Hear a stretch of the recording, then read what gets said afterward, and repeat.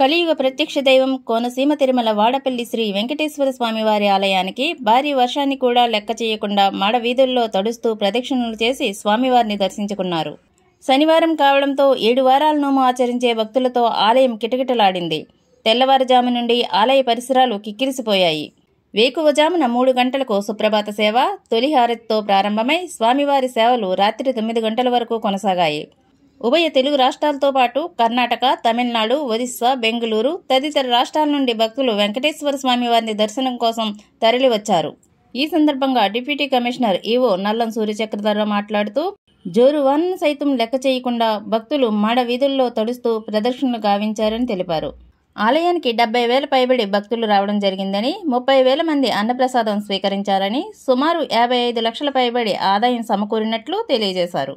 వచ్చిన భక్తులకు త్రాగునీరు, మజ్జిగ, చంటి పిల్లలకి పాలు, బిస్కెట్లు, ఉచిత పులిహార, అన్నప్రసాదం ఏర్పాట్లు చేయడం జరిగిందన్నారు. సాయంత్రం కూడా కుండపోత వర్షాన్ని సైతం లెక్క చేయకుండా స్వామివారిని దర్శించుకోవడం విశేషమని తెలియజేశారు. ఆత్రేయపురం మండలం వాడపల్లి గ్రామంలో వేయించేసిన స్వయంభూ శ్రీ వెంకటేశ్వర స్వామివారి దేవస్థానంలో ఈరోజు శనివారం సందర్భంగా వేకువజాము నుండి మరి వేలాదిగా భక్తులందరూ వచ్చి గోదావరి స్నానం ఆచరించి మొక్కుబడులు తీసుకుని స్వామివారి దర్శనం చేసుకోవడం జరిగింది.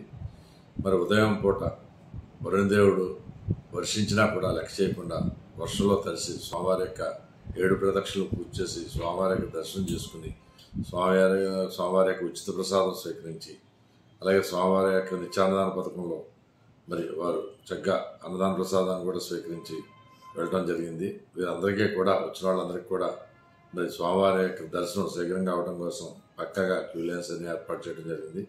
అలాగే చంటి పిల్లలకు బిస్కెట్లు, పాలు, అలాగే మరి దాహార్తి తీర్చడానికి వీలుగా చల్లని మంచినీళ్ళు, మరి మజ్జిగ కూడా దేవస్థానం తరఫున ఇవ్వడం జరిగింది. సుమారుగా ఈ రోజున కూడా 70,000 నుంచి 80,000 మధ్యలో వచ్చారని అంచనా వేస్తున్నాం. సుమారుగా 50 లక్షల పైబడి ఇప్పటి వరకు స్వామివారి ఆదాయం సమకూర్చిందని మీ ద్వారా భక్తులందరికీ తెలియజేస్తున్నాం. ఓం నమో వెంకటేశాయ నమః.